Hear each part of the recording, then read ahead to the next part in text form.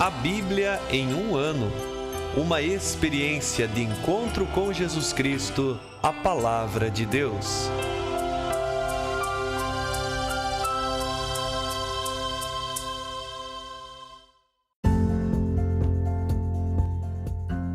Olá, eu sou Yuri, seminarista da Diocese de Ponta Grossa, Paraná. Você está ouvindo o podcast A Bíblia em um ano, onde ouvimos a voz de Deus e procuramos viver segundo a sua vontade por meio da Sagrada Escritura.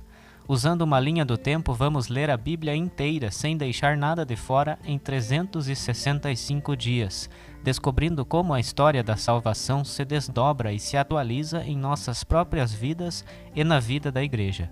Entrando em contato com toda a Sagrada Escritura, vamos aprofundar nossa experiência da fé que professamos, da fé que celebramos na liturgia, da fé que expressamos na oração diária e da fé que vivemos por meio de nossas ações e de nosso testemunho. Estamos usando a Bíblia Católica com a tradução oficial da CNBB, a Conferência Nacional dos Bispos do Brasil.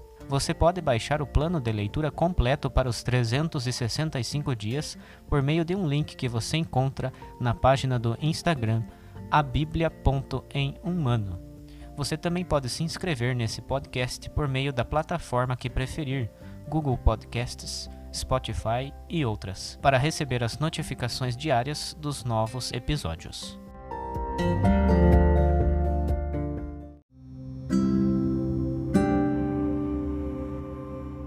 Olá, eu sou o Padre Joel Nalepa, da Diocese de Ponta Grossa, no Paraná. Antes de iniciarmos a leitura e a escuta dos textos bíblicos propostos para hoje, vamos pedir que o Espírito Santo ilumine nossa mente e nosso coração para que a Palavra de Deus frutifique em nossas vidas. Em nome do Pai, do Filho e do Espírito Santo. Amém. Vindo Espírito Santo, enchei os corações dos vossos fiéis e acendei neles o fogo do vosso amor. Enviai o vosso Espírito, e tudo será criado, e renovareis a face da terra. Oremos. Ó Deus, que instruístes os corações dos vossos fiéis, com a luz do Espírito Santo, fazei que apreciemos retamente todas as coisas, segundo o mesmo Espírito, e gozemos sempre de sua consolação. Por Cristo nosso Senhor. Amém.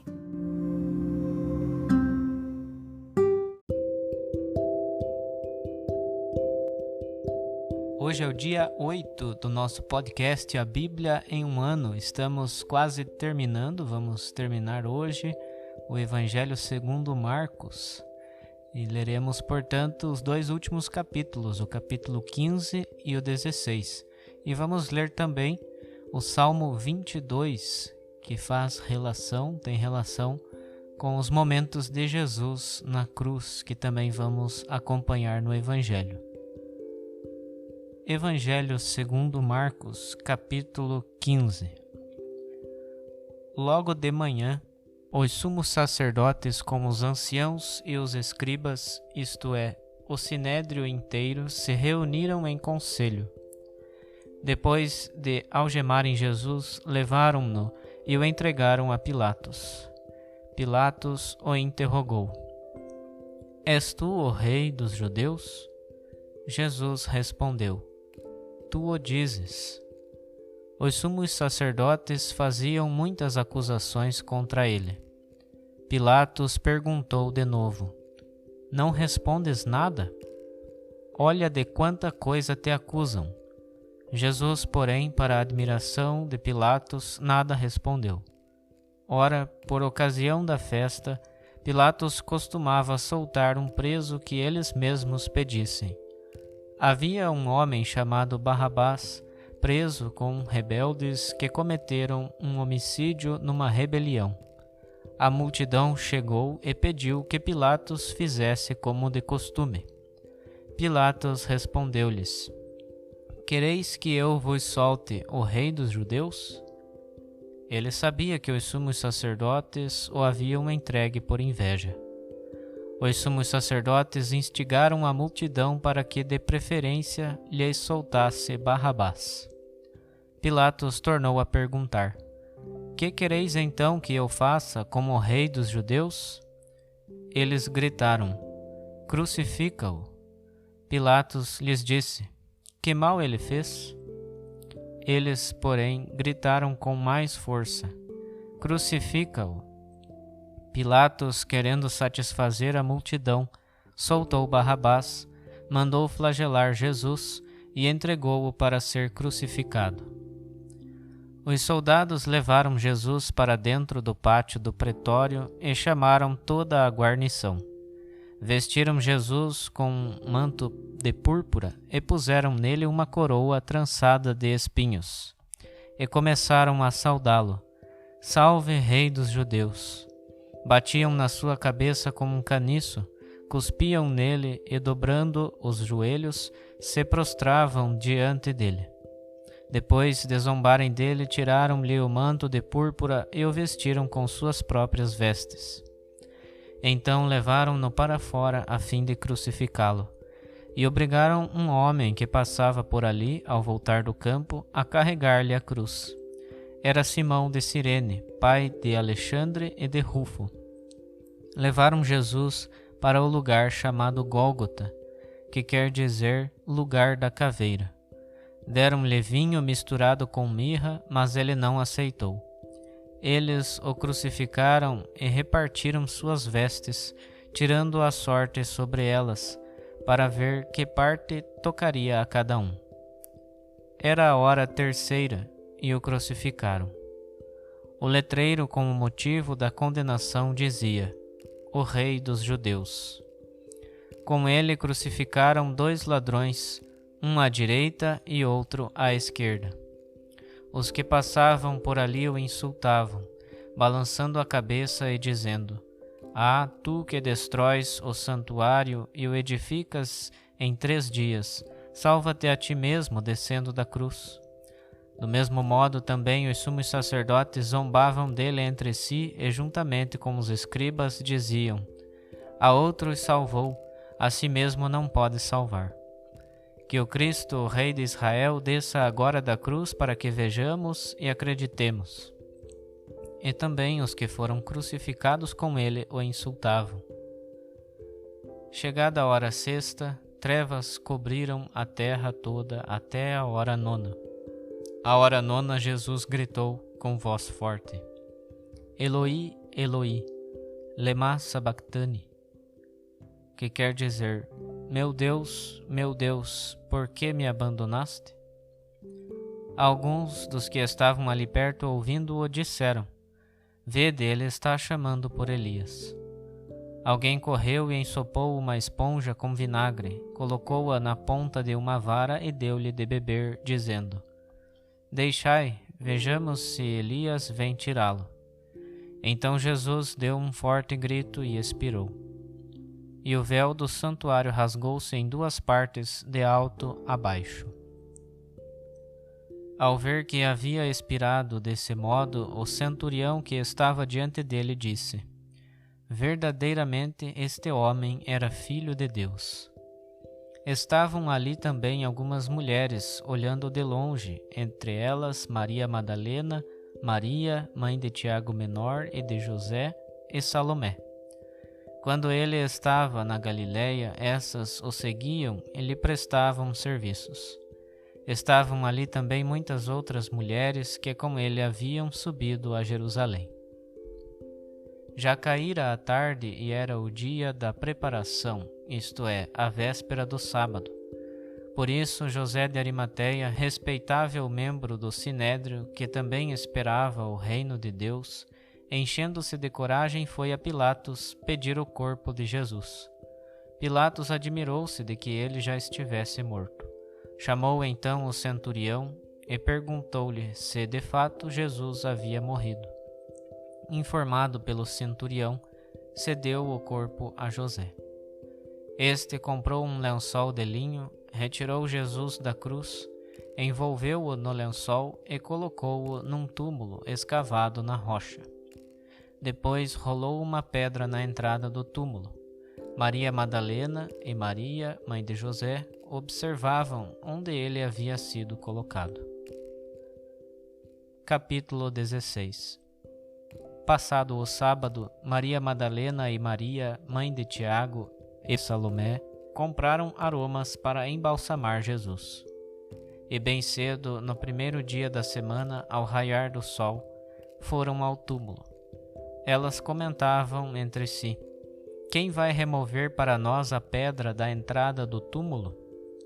Era uma pedra muito grande. No entanto, quando olharam, perceberam que a pedra já tinha sido removida. Ao entrar no túmulo, viram um jovem sentado ao lado direito, vestido com uma túnica branca, e ficaram muito assustadas. Ele, porém, disse-lhes: não vos assusteis. Buscais Jesus, o Nazareno, o crucificado? Ele ressuscitou. Não está aqui. Vede o lugar onde o puseram. Ide, porém, dizer a seus discípulos e a Pedro: ele vai à vossa frente para a Galiléia. Lá o vereis, como vos disse. Então, trêmulas e fora de si, saíram e fugiram do túmulo, e tomadas de medo, não disseram nada a ninguém. Tendo ressuscitado na madrugada do primeiro dia da semana, Jesus apareceu primeiro a Maria Madalena, de quem tinha expulsado 7 demônios. Ela foi anunciar o fato aos que acompanharam Jesus e que estavam aflitos e choravam. Quando ouviram que ele estava vivo e havia sido visto por ela, não acreditaram. Depois disso, Jesus, de aspecto mudado, apareceu a 2 deles enquanto estavam a caminho do campo. Estes voltaram para anunciá-lo aos outros, os quais tampouco acreditaram. Por fim, Jesus apareceu aos 11 discípulos enquanto estavam à mesa. Ele os censurou por sua falta de fé e sua dureza de coração, por não terem acreditado naqueles que o tinham visto ressuscitado. Então disse-lhes: ide pelo mundo inteiro e proclamai o Evangelho a toda criatura. Quem crer e for batizado será salvo, mas quem não crer será condenado. Eis os sinais que acompanharão aqueles que crerem. Expulsarão demônios em meu nome, falarão novas línguas. Se pegarem em serpentes e beberem veneno mortal, não lhes fará mal algum. E quando impuserem as mãos sobre os enfermos, estes ficarão curados. Depois de falar com os discípulos, o Senhor Jesus foi elevado ao céu e sentou-se à direita de Deus. Então os discípulos foram anunciar por toda parte. O Senhor cooperava, confirmando a palavra pelos sinais que a acompanhavam. Salmo 22. Ao maestro do coro, segundo a melodia, a corça da aurora. Salmo de Davi. Meu Deus, por que me abandonaste? Por que tão longe de minha salvação as palavras do meu brado? Meu Deus, clamo de dia e não me atendes, de noite e não encontro sossego. Tu, porém, és santo e habitas entre os louvores de Israel. Em ti confiaram nossos pais, confiaram e tu os libertaste. Clamaram a ti e foram salvos, esperaram em ti e não se decepcionaram. Eu, porém, sou um verme e não um homem, zombaria da gente e desprezo do povo. Todos os que me veem zombam de mim, torcendo os lábios, movem a cabeça. Confiou no Senhor que ele o livre, que ele o salve, se é que o ama. Foste tu que me tiraste do ventre materno, minha esperança desde o colo materno. A ti fui entregue desde o nascimento, desde o ventre de minha mãe tu és o meu Deus. Não fiques longe de mim, pois a angústia está perto, e não há quem ajude. Rodeiam-me novilhos numerosos, cercam-me touros de Bazã. Escancaram sua boca contra mim, como um leão que dilacera e ruge. Derramei-me como água, e se desconjuntaram todos os meus ossos.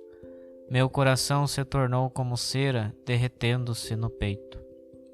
Está seco o meu palato, como barro cozido, e minha língua colou-se ao céu da boca. Tu me reduziste ao pó da morte. Cães numerosos me rodearam, um bando de malfeitores me cercou.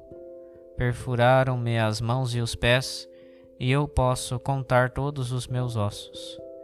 Eles, porém, me olham, me observam, repartem entre si as minhas vestes, e sobre minha túnica lançam a sorte. Tu, porém, Senhor, não fiques longe. Minha força, socorre-me sem demora. Livra da espada a minha alma, e das unhas dos cães a minha vida. Salva-me da boca do leão e dos chifres dos búfalos na minha humilhação. Mas hei de anunciar o teu nome aos meus irmãos. Vou louvar-te no meio da assembleia. Vós que temeis o Senhor, louvai-o.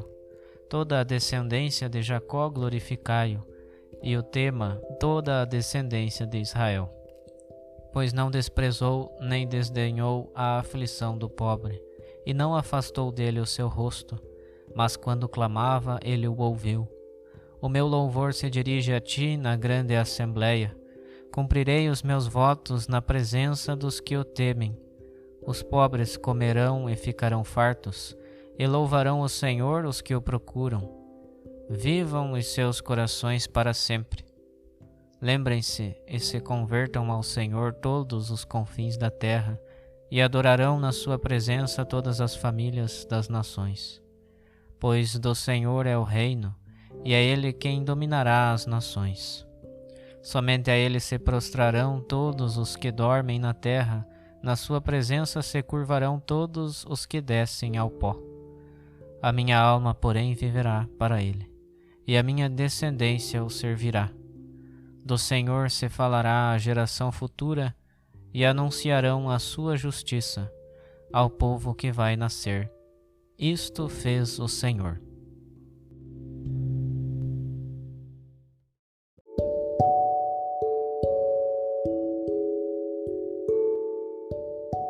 Olá, meu irmão, minha irmã, sou o Padre Tiago Ingenchac, Padre Diocesano da Diocese de Ponta Grossa, no Paraná. E nesta nossa jornada de meditação do Evangelho de São Marcos, chegamos aos seus dois últimos capítulos, o capítulo 15 e o capítulo 16. No capítulo 15, ainda vemos a paixão e a morte de nosso Senhor Jesus Cristo, e no capítulo 16, o grande mistério da ressurreição. Olhando para a paixão de nosso Senhor Jesus Cristo, eu gostaria de destacar um gesto e uma palavra de Jesus. O gesto de Jesus, na verdade, é uma resposta a um gesto dos soldados. Diz o Evangelho que deram para Jesus vinho misturado com mirra, mas ele não quis beber. Esta era uma mistura, podemos dizer, entorpecente, para aliviar um pouco as dores. Mas Jesus não aceita porque quer se manter consciente até o fim. Ele aceitou de fazer a vontade do Pai, e a vontade do Pai era esta: levar a sua cruz, a sua dor, dar a sua vida pela salvação do mundo e fazer isso até as últimas consequências, até o fim. Por isso ele recusa aquele vinho misturado com mirra. Carregou a cruz por nós, enfrentou a dor por nós, e isto foi até o fim. A palavra de Jesus é a citação de um salmo, o Salmo 21, ou, conforme a versão, Salmo 22. Meu Deus, por que me abandonaste?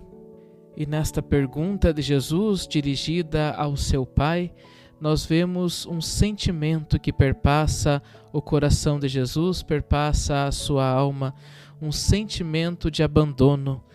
Não que Jesus tivesse sido abandonado pelo Pai, Jesus continua sendo Deus, o Filho de Deus mesmo na cruz, mas no seu coração passa este sentimento de abandono, e ele quis na cruz sentir aquilo que muitos de nós sentimos quando precisamos carregar e enfrentar as nossas cruzes. Quantas vezes também nós temos este sentimento: parece que Deus nos abandonou. Onde estava Deus naquele momento? Onde estava Deus que permitiu acontecer tal coisa na minha vida?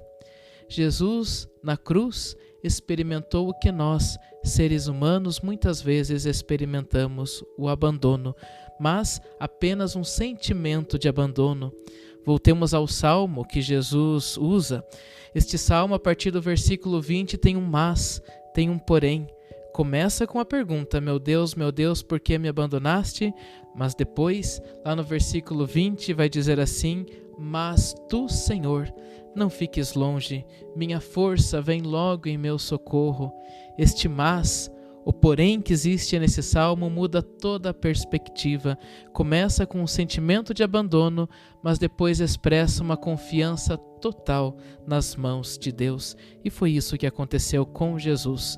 Primeiro o sentimento, mas depois ele tinha certeza de que sua vida estava entregue nas mãos do seu Pai. Chegando ao último capítulo do Evangelho de São Marcos, o capítulo 16, ele começa, em primeiro lugar, descrevendo o túmulo vazio. A ressurreição de Jesus, na verdade, ninguém viu. Mas eu destaco logo em seguida o finzinho do capítulo 16, o fim de todo o Evangelho de São Marcos. Jesus, quando se encontra com os seus discípulos ressuscitado, ele diz a eles uma frase muito intensa e que continua ainda ressoando para nós 2000 anos depois. Jesus diz a eles: ide pelo mundo inteiro e anunciai a boa nova a toda criatura. Isto é algo muito grande, é algo muito profundo. Jesus pede que eles vão pelo mundo inteiro, ou seja, eles não podem ficar somente ali na região da Palestina, em Israel, mas eles precisam ir ao mundo inteiro. E mais ainda, anunciar a boa nova a toda a criatura, ou seja, a todos. Ninguém pode ficar de fora desta boa nova. E vejam que interessante, o Evangelho termina como começou. O primeiro versículo do primeiro capítulo dizia: início do Evangelho de Jesus Cristo, início da Boa Nova. E como que termina? Com Jesus, que é esta Boa Nova, que é o Evangelho encarnado, enviando os seus discípulos para que levem esta Boa Nova ao mundo inteiro e a toda criatura. E o bonito é que eles não vão sozinhos. Mesmo depois de Jesus ter sido elevado aos céus, a última frase do Evangelho vai dizer: o Senhor os ajudava e confirmava a sua palavra pelos sinais que a acompanhavam. Ou seja, eles saem pelo mundo levando esta boa nova, levando este Evangelho, e não vão sozinhos. O Senhor os ajuda. É o Senhor que mantém viva esta chama nos seus corações para que eles pudessem com coragem levar este Evangelho ao mundo inteiro e a toda criatura. E hoje, 2000 anos depois, talvez o Evangelho não tenha chegado ao mundo inteiro, com certeza não chegou a toda criatura. Por quê? Porque Ele quer continuar contando conosco. Conta comigo, conta contigo. Hoje somos nós, esses discípulos, que precisamos continuar levando este Evangelho, levando esta boa nova. E assim como terminava o Evangelho de Marcos, é a certeza também da nossa vida. O Senhor continua nos ajudando e confirmando a nossa palavra enquanto anunciadores do Evangelho, enquanto testemunhas de Jesus. Que este Evangelho de Jesus Cristo possa sempre fazer parte da nossa vida e que possamos sempre, com a nossa vida, darmos testemunho dele, anunciar este Evangelho sempre, sabendo que somos ajudados por ele, sabendo que o Senhor sempre está ao nosso lado.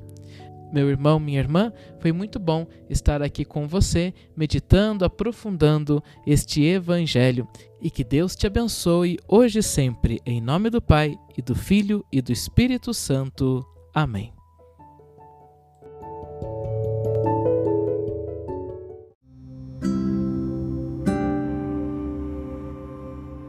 Querido irmão, querida irmã, após a leitura e a meditação da Palavra de Deus contida na Sagrada Escritura, peçamos que o Espírito Santo inspire as nossas ações a partir do mistério de Jesus Cristo, o Verbo encarnado. Oremos. Ó Deus, concedei ao vosso povo alimentar-se cada vez mais da vossa Palavra e nela encontrar a fonte da vida. Por nosso Senhor Jesus Cristo, vosso Filho, na unidade do Espírito Santo. Amém. Quem vos fala é o Dom Sérgio Arthur, bispo da Diocese de Ponta Grossa, no Paraná. Desça sobre vós a bênção de Deus Todo-Poderoso, Pai e Filho e Espírito Santo. Amém.